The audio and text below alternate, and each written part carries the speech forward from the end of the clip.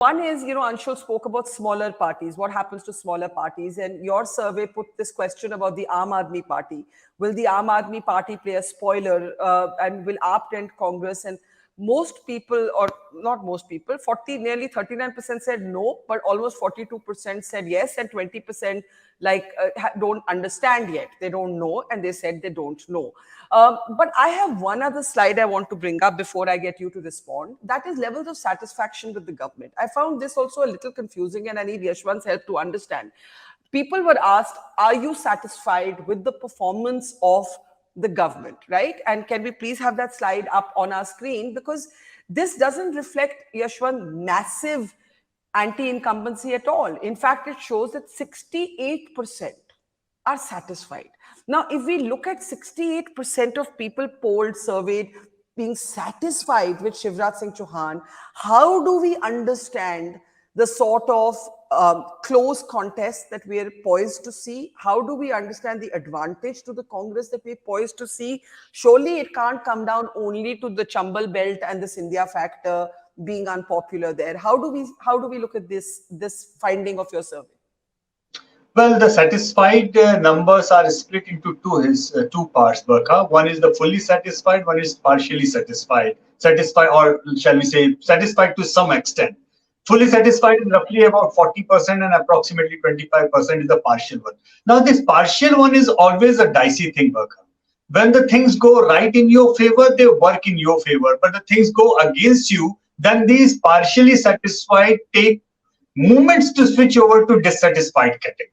So, all in all, that 40% fully satisfied number is something which I would say that BJP should really bank on. That is the kind of threshold, or their threshold is there. And that is quite remarkable, given that 20 years of incumbency and you are maintaining 40% vote share. That is quite remarkable. However, there are distress signals in economy, on inflation, on the quality of life. I'm not even talking about organizational issues in Chambal. There is a very, very distinct trend of dissatisfaction with the sitting MLAs and sitting MPs who are non-performing, big number of them. And that should cause concern to the BJP, because eventually, it will come down to number of tickets they are going to be given again to the non-performing MLAs. If they can do away with that, probably that is going to help them. Yeah. But yes, I mean, good, bad, and ugly is that good that even if after 20 years of incumbency they are maintaining 40% plus vote share. Bad is that number of 25% which are partially dissatisfied or partially satisfied. And poor is the number of people who are saying that they are completely angry, completely unsatisfied with the sitting MLAs and sitting MPs. That should be the warning sign for the BJP. Okay, that's an important point. And the other last bit that we want to look at is how people are so distinct about local leaders and national leaders. So, when you asked who is your choice for Prime Minister, there the Modi factor remains absolutely popular and ahead. So whereas it's a 1% difference in the choice for Chief Minister between Kamal Nath and Shivraj Singh Chouhan, it's a very, very big gap between the Prime Minister and everybody else, and the Prime Minister and Rahul Gandhi. And I think this is a very important lesson for everybody to understand politics, that the Indian voter is able to distinguish between what is regional to them and what is a national election. So I just wanted to underline that. Time to take last comments. Varun, I'm not sure your line is working, but if you can get in a 10-seconder, do go ahead. Varun Singh. I'm very surprised with what Yashwant has said. If that last slide of his of satisfactory level in MP, if that is the case, then I remember during Gujarat election I had said Karnataka seems difficult for BJP, but MP BJP might swing and might shift, and as the election proceeds, especially with the freebies that the BJP is trying to copy of the Aam Aadmi Party and Congress, they might also have luck in retaining the seat, and incumbency might not impact so much over there. Okay, let me ask Upmita. Upmita, can we go back? Can we go back to the overall seats as Upmita gives her last comments? Yeah. There's a fact, if you remember 2019 election, just before that, just 5 months before that, BJP lost election here and the Kamal Nath government formed Sarkar here in MP. But what happened after 5 months? Like all the seats except one, Nakul Nath, was won by BJP. Yeah. So this is the difference which has been established for the national and the local factors which we are discussing here in the facts and the datas.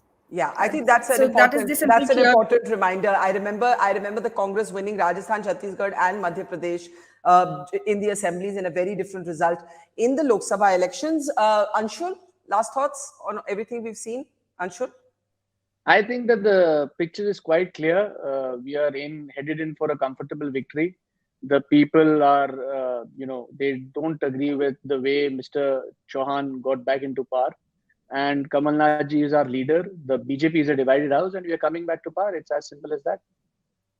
Pankaj ji, it is as simple as that. Ji and other one is Shivraj ji, and on the basis of this double engine Sarkar, we would be able to garner the 51% vote at every booth, which is our target. Ab ki baar 200 par. That is the planning, and we will achieve it with the support of the common man. All right, Yashwant, the big picture. One message for the Congress, one message for the BJP. One message for the Congress that I think from the data, I feel like Kamal Nath ji is playing very, very nice and correctly as far as his own agenda of Hindutva is concerned.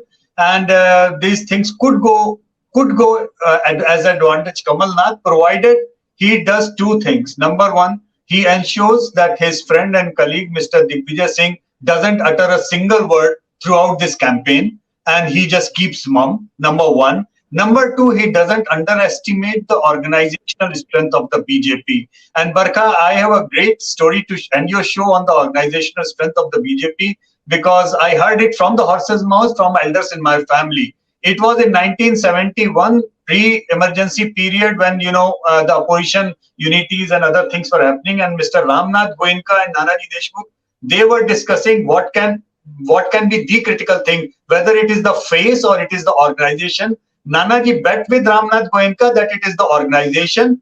Ramnath Goenka bet with Nanaji, can you make me win an election?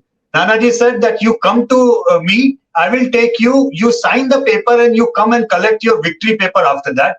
And that is a fabled story for your viewers to understand. Ramnath Goenka, the founder of Indian Express, on the challenge of Nanaji Deshmukh, went to Vidisha, filed the paper as a Bharatiya Janata Sangh candidate, and then he did not go back for a single day of campaigning, and he went back to take his winning certificate purely on the organizational strength. That was the bet with Nanaji Deshmukh, one with Ramnath Goenka, on the matters that the organization matters in Madhya Pradesh, as far as Madhya Pradesh is concerned. So I think he should not take that thing lightly, and he should just pray that Mr. Digvijay Singh keeps mum. That's a great story, but a message for the BJP as well before we close. Message for the BJP is that same story. Your organization matters. If you will keep on importing people, your organizational things will go disarray, and then you cannot blame your own workers. You cannot blame your voters not to vote for him and vote for you if you keep on importing people.